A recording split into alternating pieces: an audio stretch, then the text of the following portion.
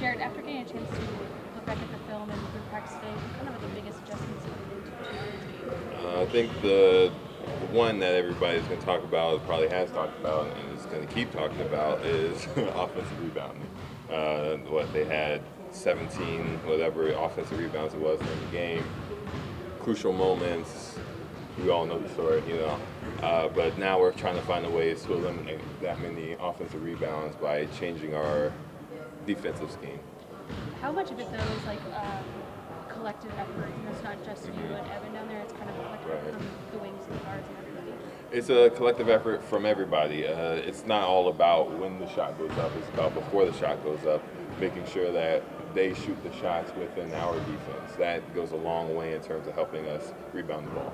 How do you, no, go ahead. I was just saying, how do you handle what's the mentality in the sense of knowing that New York will also be making adjustments as well? So in game, having to sort of adjust on the fly and that. Yeah, I guess the best part for me is I don't know what those adjustments are yet. I don't have to necessarily rack my brain about what it's going to be. I have to wait to see it and make an on-the-fly adjustment. So that's what makes it easy for me. I know they're probably in there writing down every scheme possible. So whenever it's time for me to know, I'll know. Jarrett, why do you think during regular season they hurt you guys on the glass too? Why do you think they were a problem? Been a problem for you in the rebounding category? Mitchell Robinson, credit to him, one of the best, if not the best, offensive rebounder in the league. That goes a long way. Josh Hart, too, had 10 rebounds during the playoff game. I'm sure it was great during the season also. They're just one of the best teams on the offensive board, and I know we had a couple years where we've not been the best on the defensive board, so those things are like oil and water. You mentioned defensive adjustments schematically to help with rebounding. What can you do typically to that quickly change-wise? Just positioning of where we are as a defense, especially as bigs, trying to deter looks to the rim, trying to make sure they don't get easy drives. Can't give you the whole defensive scheme, but it's just making sure that we're in the right place at the right time. How did you, we saw Saturday night a couple of times, you and Evan both got sucked out to the perimeter. I know that's, you have to do that at times defensively, but I guess just how do you resist not getting caught out there too much? Right. It's tough. That's Evans guarding Randall. Randall takes almost 10 threes a game.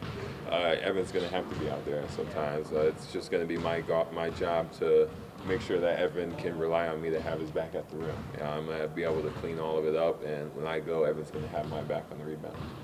Jake, you said that he saw a few more opportunities off the turnovers for you guys to run maybe a little bit. What's that? How do you guys identify if you after you grab a loose ball or get a steal when it's time to push? Just trying to find your advantages, whether it's 4-on-3, 2-on-1. Whenever you can find an advantage to go score, you have to take care of that, and those are things that are going to make and break the game. You're moving so fast. How does that complicate? Yeah, it's just one of those reactionary things. It's a feel of the game that you understand the more you play. It's not something that you necessarily study. It's just you just know when it happens. Sure. How do you balance the disparity? I think it was they had you guys by 1 in the first half, and then in the second half it was like they were plus 12. I guess when you watched it back in the film and everything, did you notice anything in particular about that second half that led to the disparity? I can say no on the answer, so no, I don't know. I don't. I'm sorry. Jarrett, how do you describe the importance of Isaac Okoro in this series against New York? One of our best defenders. He always goes and matches up against the most talented player on the other team, and we need a guy like that. He's always open up. He's always ready for the challenge. He knows his role on offense too. We all know it. Sit in the corner and shoot the shot when it's open. When it's time for him to cut and dunk the ball. But Isaac, he excels in his role, and every team needs a guy like him. Jared, Isaac and Coach both mentioned, matching their physicality, being as tough as the Knicks are. Can you guys just do that? Is it as easy as just kind of flipping the switch? I think it is. We've done it before. During the regular season, we did it almost every game. We come out flat in the first quarter, and then somehow in the second half we turn into the best team in the world. That's just how we always done it, and I still believe that we can do it in the rest of the series. It's first quarter. The first game was the first quarter, and as we go along, we have to adjust and bring more energy. Jarrett, I was going to ask you that.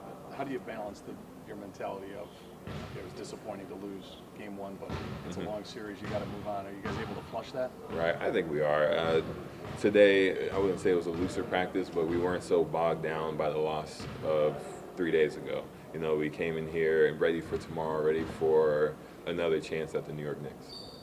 Jarrett, when you talk about the offensive rebounding, how much of it is that physicality Tom just asked you about, and how much of it is the schematic adjustments? It's a mix of both. That's just how the NBA works, how the playoffs are. You have to put more effort into the new defensive scheme. You have to be able to make the extra effort. If something didn't work, maybe it's because you didn't, run that extra 0.2 miles per hour on the mark, and you just have to do it. You have to just give it your all.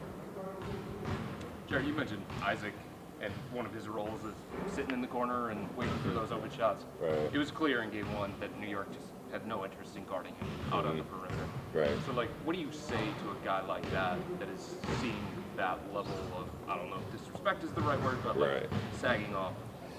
Just shoot the ball. We trust you. We trusted him the last shot of the Brooklyn game. We trusted him all year when he was shooting 50% in the month of whatever month it was. I saw that stat.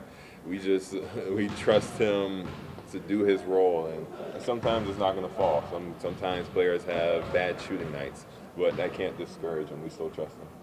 Defensive Player of the Year award is going to be announced tonight, and obviously Evan's a finalist. How have you seen him progress in just his short time in the league? His confidence level. I know he's always had the talent to do it. The talent to be able to be the best defender in the league. And this year he showed why. This year he kind of got out of his shell, was more assertive, knowing that he could get away with more stuff and be the best defender he can be. What do you say to Evan coming off of game one? Obviously, we're not used to seeing him shoot like that. Right. And he's probably not going to do that again. But just, is his teammate, what do you say to pick him up? Just like we would tell Isaac, just keep shooting it.